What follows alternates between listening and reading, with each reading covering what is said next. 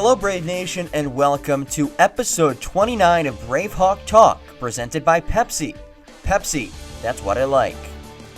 I'm John Gross, and if you are headed home for the holidays, we can't wait for your return to the town of Pembroke.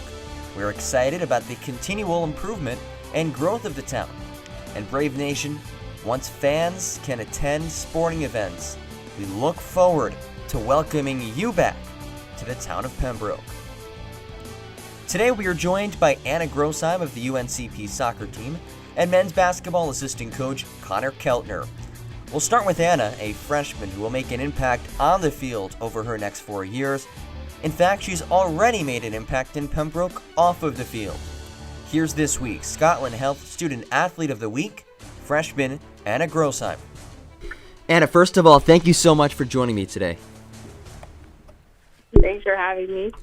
You are a freshman here at UNCP, and this was an interesting semester to start your college experience. What was this first semester of college like for you? Well, I had like half of my classes online, and then the other half were the hybrid classes. So I had some in-person time with them. And honestly, I really liked the online classes because it let me get ahead, and then because I got ahead, I was able to still work and do soccer. So it ended up working out really well for me. But I don't know, like, most of my classes would have been in the morning, so I feel like I would have struggled getting up early to go to in-person classes, whereas I could just get up and do it at my own leisure time. So that part was nice. But my roommates and I, we were all on similar schedules, so we got to hang out a lot and spend a lot of time together, and it really brought us closer together. And you brought something up, kind of balancing that schoolwork with your time on the soccer team. What's your approach to that? And even moving forward, when hopefully eventually we have fully in-person classes, how do you plan on balancing schoolwork and soccer? I don't procrastinate, and I don't let myself get behind, or else I stress myself out and worry. So I don't know. I'm probably just going to keep on doing what I'm doing and making sure I get my stuff done when it needs to be done and not waiting to the last minute to do it. And then, of course, if I ever need help with anything, like, I'm not going to hesitate to ask for help. And from what I've heard, and from what I've heard, you had a great first semester in the classroom. What did you have, like a favorite class or a favorite thing that you learned this semester? My favorite class is my environmental class. It was one of my hybrids, so I had in-person on Tuesdays and online on Thursdays, but the in-person discussions that we had on Tuesday were absolutely fantastic, and they really helped like solidify all the information in my brain that we were learning. I want to talk a little bit about your journey to UNCP, but before that, just your background in soccer. When did you first start playing soccer? Oh, man. I started playing when I was probably 4 years old, just like the local church league with that part. And then I played rec league for most of my soccer career. It wasn't until sophomore year in high school where I got onto a club team. That was like due to money purposes, but that's beside the point. Like, I just played rec growing up, and I wanted to better myself. And then eventually I started playing club at NCFC, and I made like their highest level classic team first. And I was able to get some help from the coaches, which allowed me to be able to play. And that team was super special. Like, we went and we won state cup that year, and we went to Texas later in that, like, the following summer to compete in regionals. And that team, we never had any drama. We just bonded, and everybody was like family. So I really enjoyed that. And then the following year, I made the premier team. I made the premier team, and then I guest played with the elite and ECNL girls. So I was kind of bouncing all over, and I made a lot of friendships through that, and I really enjoyed it. Yeah, that's amazing. And at what point did you realize that, wow, I could take this to the next level and play in college? I've always wanted to play in college. Like, even probably since I was 7 or 8 years old. Like, that was my ultimate goal. Like, I'm going to do it. my dad and I actually like made a bet when I was younger on if I would do it or not. And you bet that you would, and he said that you wouldn't, or just a general agreement that, I'm going to go out there and do this? Not that he didn't bet that I wouldn't necessarily. It was more so like I told him I would, and he's like, all right, I'll hold you to it. So it ended up happening. It was pretty cool. Yeah, well, you've made that happen through a lot of hard work, and now you're at UNCP. How did you end up here? I know that you are native of Garner, North Carolina, but how did you get to Pembroke, and why Pembroke? Well, it was that first classic team that I mentioned.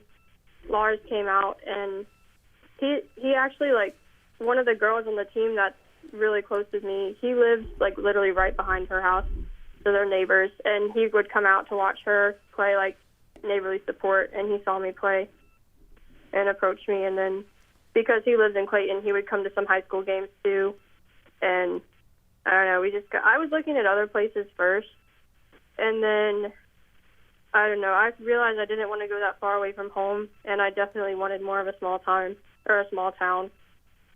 So once I got on campus, I don't know, I kind of fell in love with it, and I had already been down here. I came down a little bit early in July so I could start my EMT work and stuff, so I got on the squad and made friends that way. And so, like, I really have a family down here, and I really like it. And you brought up your EMT work, which is something I really want to talk about. We've had a lot of great student athletes in this podcast, and one of the really cool things to hear about is what student athletes at UNCP do off the fields and even outside of the classroom. And you are a member of the Pembroke Rescue Squad. In fact, you were just named EMT of the Year for the Pembroke Rescue Squad. So when did you start working as an EMT? When did that become an interest of yours? In high school, my high school had a 4-year public safety academy program. So I started that freshman year. You had to go through all 4 years of it in order to graduate with your certification. So I started it freshman year not really knowing if I wanted to do anything with it or not. Like, I just kind of did it to have it. And as the years went by, I got more and more into it and figured out that that was something I genuinely wanted to do. So it was, with that program, you could either get your fire certification or your EMS certification. So I went down the EMS path, and I got certified and passed my state exam in June. And then I came down early and interviewed with the chief down at Pembroke to see if I could get on the squad, and I did, and I got like a paid position and started right away. And I had a lot to learn since I was fresh from the class, but I've had a couple of my coworkers take me in under their wing and really show me the ways of how to do it, and within a month, like, I was good to go, and now I'm helping other people learn, and it's really fun. What is it about that line of work that you enjoy? I really enjoy helping people. Like, I have a big place in my heart for them, and knowing it's like the least I could do. It's small things, whether it's just getting them to the hospital if they need to go, or if it's actually like doing CPR and trying to get them back to life. Like, I don't know, you build a lot of really close relationships with those people, and you have an impact on their lives that you don't, I'm not even aware of it at the time, but like, I've had people come back and just say thank you, or call our chief that we did a really good job, and I don't know. I like knowing that I had an impact on their lives in one way or another. Now, it might be a little premature to think about this, but is this something that you plan on continuing throughout your time at UNCP and even beyond that? Yeah, I plan to do it for my 4 years while I'm in school. Obviously, with soccer, I'm going to cut back and probably not even do anything with it for the next couple months while we're in season, but especially over the summers and when we have time off, as long as I can make it work with my schedule, then I'm going to do it. All right, back to soccer. As you mentioned, your season is starting up this spring, move from the fall to the spring. This will be your first action as a collegiate soccer player. What are you most excited for about this season? Honestly, I'm just ready to play. It's been so long since we've gotten to play an actual game, and I'm excited to get on the pitch and just honestly just see how our chemistry has worked as a team and put it on the field, and hopefully it reciprocates in goals and we can be successful this year. What are your goals for this season? Well, I don't know. Personally, I want to help have like a leadership role on the team and make sure everybody stays positive and encouraging them to do their best at all times. But I would like to hopefully, obviously I want to get my first goal. Like, I can't wait for that to happen. And I know it'll happen at some point. It's just a matter of when it comes. But I like the build up to the goal better. So I like being involved in like an assist more so than scoring the actual goal. But I hope our team is successful this year and we can hopefully make it to they're not doing the tournament, but hopefully we do well in the Peach Belt Conference tournament. And obviously a ring would be awesome, but we got to work for it. Absolutely, and Coach Lars has built a phenomenal program that year in and year out is competing for that conference championship. So we're certainly looking forward to that. Another thing that I've heard that you did over the summer is something that many people seek to do, many people aspire to do one day, but they don't actually get it done, and that is run a marathon. And you did that over the summer. Yeah. What was that experience like? I honestly don't know why I did it. It hurt so bad. Man, I didn't even train properly for it. I just went out and did it. I was bored, and we had just started quarantine, so March? I think I ran it in April or May. Yeah, I just did it at the park, ran 26 laps around our little 1-mile loop park, and I had my friends come and do it with me for a couple miles here and there. And I did it. I ate a lot of sandwiches like in between my miles. But yeah, it was definitely like mentally draining. Physically too, but I had started it and then I got to like mile 10. I was like, what are you doing? Why? Stop. And I just kept going, and then I finished it, and then I slept for like the next day. So this is a marathon that you just did by yourself. This wasn't any sort of competition? No, it was just me. Wow. That is amazing. And you said that you didn't even properly train for it. So what was your training regimen? Because I've personally never ran a marathon. I don't plan on ever running a marathon, but from what I understand, it could take months and even sometimes years to prepare for it. So what went into your preparation? Well, I mean, I've always been a runner, so I've been in runner shape, and then in March, I kind of just started drilling more long-distance runs. So I was running like half marathons just on the treadmill or around, which is like 13.1, I think. Mm-hmm. So I was doing that. And then I would do shorter distance too for soccer, but I don't know. I just kind of did whatever I felt like on the day. I didn't really have a training plan. And then one day I was just like, screw it, and I went and did it. Wow. That's incredible. And we will know when it's the 90th minute in a big match and you're running all out there full speed ahead. We'll know why you're not tired, because you've completed a marathon, so that certainly says a lot. We like to end with a fun question, and since it is the holiday season, we will make this a holiday-themed question. Do you have a favorite holiday story? Let's see.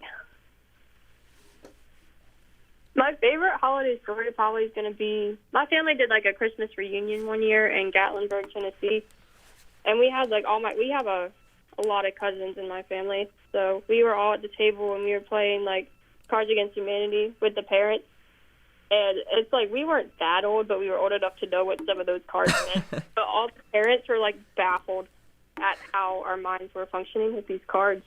And some of them were getting angry and others were laughing. It was just a good time because the kids caught the parents completely off guard with this game. Well, that's certainly a great holiday story, and Anna, I hope that you and your family have a happy and safe holiday season. Again, we are excited for the soccer team to kick off its season this spring. We've waited long enough. Like you said, it's been long enough, and it should be a fun season ahead. So thank you for your time, and again, we'll be rooting for you this year. Thank you. Thanks again to Anna, and we can't wait for your season to kick off. Hey, picture this scenario. You've had a long day. You are just very hungry. We've all been there, right? All you want is some quality food with the freshest ingredients. Well, the answer is pretty clear. Stop by Jersey Mike's of Pembroke. You'll leave full and satisfied. Jersey Mike's, a sub above. UNCP's men's basketball team is slated to kick off its season next week. It's been a treacherous off-season, but the coaching staff has worked hard to keep the team on track. One of those coaches is Connor Keltner, whose basketball lineage runs deep. Let's welcome men's basketball assistant coach Connor Keltner to the podcast. Connor, first of all, thank you so much for joining me today. Hey, John, appreciate it, man. Always a pleasure to speak to the great John Gross. Thanks for having me, man. What has this offseason been like for you? It's been a bit of a whirlwind. I think something that we probably could have kind of expected, just given the situation with COVID and everything that we thought would probably happen or was likely to happen. But it's been started out obviously, back in March. We got the news about the tournament and things kind of were pretty dormant for a while there, and then in the summer and stuff, we got our guys back, and then things on campus were pretty wild to begin the year. We had some guys with positive tests, and they got to quarantine and isolate, and it was kind of hard to get everyone on the same page and get everyone in the gym at the same time or whatnot. But we kind of progressed through it. Had some really good preseason work and workouts and things like that, and ready to go. But then obviously things get derailed a little bit once the season starts. But I thought it was really positive. A lot of good things were going on in the preseason, and kind of the off-season stuff. We're limited in what we can do with them in the summer, but all our guys are really good about staying in the gym and getting work in. So we were primed and loaded, ready to go. But things didn't quite come to fruition there as we had hoped. But that was us and a lot of other people as well. The off-season was probably one that nobody's seen, whether you've been in basketball for 2 or 3 years or for 20 or 30 years. I think this off season was one that was unique and probably unprecedented for everyone across the board. And once the scheduled season was supposed to start a few weeks ago, like you said, you guys were ready to go. There were some games that were canceled or postponed. I know there was some behind-the-scenes talk of trying to work things out, and you guys seemed to be healthy and okay. But for one reason or another, the game just didn't happen. How tough has that been for your program? Right, yeah, I think it's difficult because you're looking at, we had practiced, we had a late start on practice compared to most other teams. But I think our administration and, our COVID, protocols and procedures put in place were very effective. We actually had the late start kind of on purpose, and that helped us to kind of be, healthier and kind of put a little, a safety net for us a little bit later on in the year. And we didn't have those, we had one shutdown for a couple of weeks, but we didn't have a lot of issues a lot of other schools had because of the plan that was put in place by Joey and his team. So, I think it was well executed for us mainly. But yeah, as you alluded to there, I mean, we had some games that got canceled either because other teams had some issues with some positive tests or because entire leagues shut down. It's not a whole lot you can do about that if an entire league shuts down. Right. So those games obviously get booted whenever that league decides to call it good. So, which is totally understandable. I mean, I don't think that nobody's blaming anybody or being upset about anything. I think you understand the situation at hand and you deal with it. But we're not the only team that had a bunch of games canceled. So it's not something that we can act like we're surprised it happened, and we're not, I think for our guys, it's a little bit when you practice for so long, like once we did get practice in, we were going like, and at some point you don't get any better by just practicing.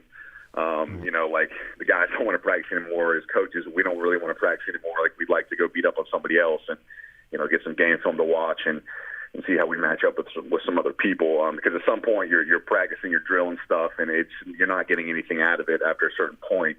And so without playing games and then getting in the rhythm of an actual season. So for us, I think it's difficult for the guys. They were getting amped up and they were excited, and then a game gets canceled, and then okay, hey, we got another one.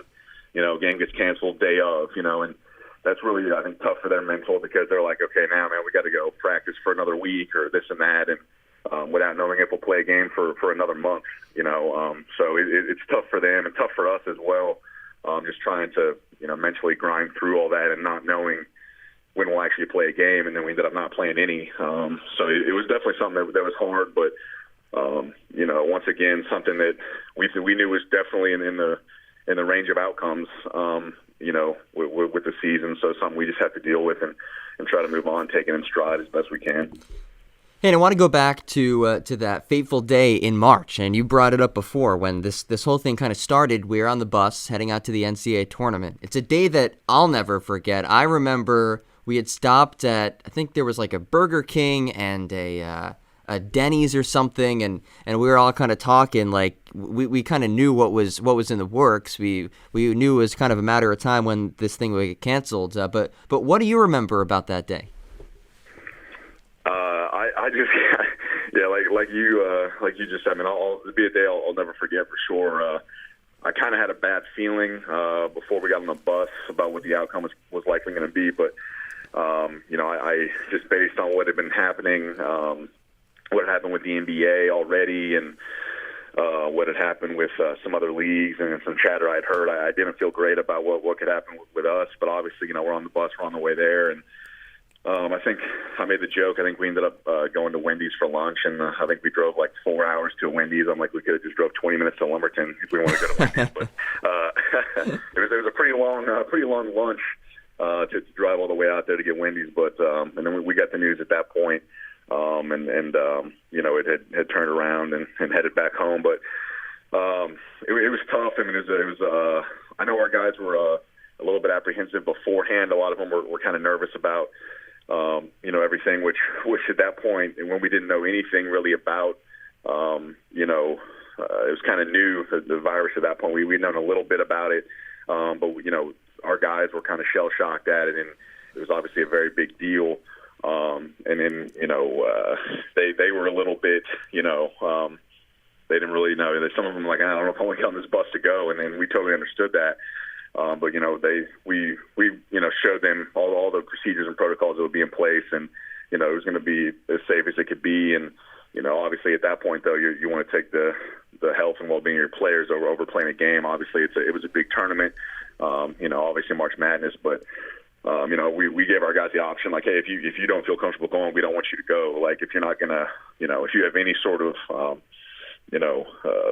issue with this, like, don't worry about it. Like, but everyone decided to go. But, I think there was probably a little sense of relief and probably a little sense of disappointment, I think, mixed in there. I think relief because, okay, now we can, there some of our guys were concerned about playing other teams and with COVID and hey, I don't know where at that point no one had been getting tested, so I was like, I don't know if they have it or where they've been at or where we've been at or whatever. And I think there was a little bit of angst there in general, a little bit of relief that maybe okay now some of our guys that had the concerns about it, okay, we don't have to play, but they're also disappointed because we didn't get to play, and I think we had a really good team and trying to make a run.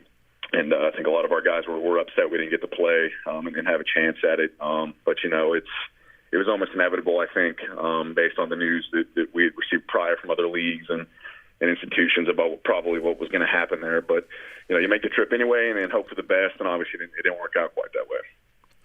Now, you come from a basketball family. Your dad, who we'll talk about more in a second, is a Hall of Fame coach from Missouri, which is your home state, the Show Me State, right? Yes, sir. Okay, the Show Me State. So you grew up around the game. What is your first or your earliest basketball memory? That's a great question, actually. And yeah, I guess it would probably be the first one I can remember. I was probably about 5 years old or so. So my dad had they were ranked number one in Missouri. It was like 1999, I believe. They were ranked number one in the state. They were actually ranked first team ever in Southwest Missouri to be ranked in the top 25 in the country. I think they were ranked 25th in the country. And they were in the state quarterfinals and actually got upset at the buzzer by a team I think ended up winning the state. But I remember I was pretty upset. I obviously didn't even have the whole scope of what everything that had happened, but I do remember that game. I don't even remember who they were playing. I remember the team was had purple in their jerseys in the court. You know, that's the main thing I remember, just like small details. But I do remember losing. They lost at the buzzer, and I think they were 28-1 at that point, and it had a really good season. Their tallest guy was 6'3". With their center, had about a probably 40-some inch vertical, and they won a lot of big games that year. And they played tournaments in Memphis and played in one a big one, the Zizzer Classic in Missouri. That's at West Plains. That is a really big time tournament as well. They beat a lot of good teams that year, but didn't quite get to the state title game. But that's probably my earliest one there. Watching my. Probably one of my dad's better teams play, but get upset though in a heartbreaking fashion. So it was tough for me at a young age to see. So yeah, sometimes those losses will stick with you even longer than the wins, especially when those tough ones at the end. But as we've said, your dad is a longtime basketball coach, Hall of Fame basketball coach, in fact. How much of an impact does your dad have on you pursuing a career in coaching as well?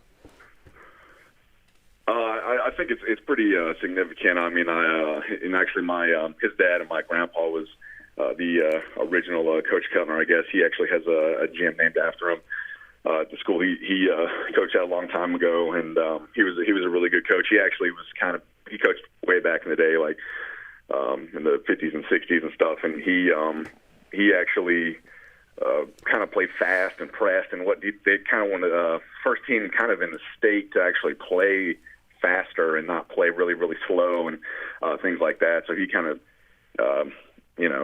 invented that play style in the area we were at. And then my dad obviously learned from him, and I've learned a lot from both of them. And I've known for a while I wanted to coach, just based on what I learned from them. I mean, a lot of what I take philosophically and X's and O's wise is from those two. They were both really, really good at what they did. And then my dad, especially having the success he had, he was I think the youngest coach at the time ever hired in Springfield, where we're from, and I think he was 26 or 27 when he got the head job at Glendale, which is one of the better jobs in the state. And he took him from good to really good, the things he was able to accomplish, and he had good players, but I think he beat a lot of teams that he probably shouldn't have beaten, just by instilling some things in his guys and giving them confidence and running some really good stuff, X and O wise. And me just seeing some of that growing up, and then talking basketball with him, to this day a lot. I mean, we talk a lot of stuff, and I've come up with my own philosophy that throughout these last few years, especially being at the college level, but a lot of it stems from the things I learned from him and my grandpa as well. So they've had a huge influence on me, growing up in basketball stuff across the board. But coaching was always something that was kind of in my blood. I couldn't quite get away from it. So glad I was able to get in the profession, and just trying to get a little bit better with stuff as the years go on. So it's been fun so far. This is your fifth year at UNCP, second as an assistant coach. How did you end up here? Because I know that there's now a bit of a pipeline from Missouri to Pembroke. Yes, sir. Yeah, there is. So actually, Coach Ben Miller was actually he's been a good friend of mine for a long time. He was my neighbor in Missouri. He was an assistant coach in Missouri State, and it was literally lived two houses from me. And I got to know him and his family really well. and Heather and Charlie and Betsy. I've known them since since they were just very little, and it's been it was kind of, I stayed in touch with them after I graduated college. I stayed in touch and throughout that time, and kind of wanted to get into coaching, and knew that he'd done a really good job at UNCP and turning that program around. And one thing my dad always told me, and this was even when I coached AAU for a while, and then coached actually at the middle school I coached at, and we won a city championship there. And I actually did not come back the following year because we lacked a little bit of talent, and I wanted to go out, on a city championship banner, and didn't want to come back with a team that probably wasn't going to win as many games. And my dad had always told me, wherever you go, most important thing, make sure you win. So it's always stuck with me as far as, whether I take into, when I was in college coaching middle school or coaching, high school or AAU, make sure you're giving yourself a chance to win. And that was the first and foremost thing that I knew UNCP had been doing. So I hit up Coach Miller and stayed in touch with him, and he was the main reason that I came out here. He gave me an opportunity to be a grad assistant, and obviously my sister had already lived out here. She's married to Drew, who's the head coach now, but he was an assistant at the time. So obviously I had my sister out here, and had known Drew forever as well, from his time at Missouri State when he played for Coach Miller. So yeah, it's kind of a small world situation there where I had kind of reconnected with Coach Miller and been able to be out here with with my sister and everything as well. So, but yeah, coach is the main reason why I'm out here, and also being able to be out here with some family is a bonus as well. But I've learned a lot from Coach Miller. He gave me an opportunity that I'll always be grateful for, and he's been. I still talk to him a lot. We play golf all the time, and still talk a lot of ball with him as well. So, but yeah, that's kind of the Missouri to North Carolina connection there, and the Midwest connection as well. Coach Miller and Pop are from all over in the Midwest. I've been to Iowa, and Pop was at Northern Iowa. Coach Miller's at Kansas. Pop lives in Michigan now, so kind of the Midwest to Carolina connection there is pretty strong. We've had a couple of men's basketball players in the podcast, including fellow Missouri native Spencer Levi, and I've asked them. We like to end with a fun question. I've asked them to build their all-time NBA starting five. I want to challenge you a bit though, and I know you can handle this, being a big college basketball guy. What is your all-time college basketball starting five? All-time college basketball starting five. Okay. Let's go. Okay, well, I'd have to go. The backcourt would be Oscar Robertson and Pete Maravich. The wing would be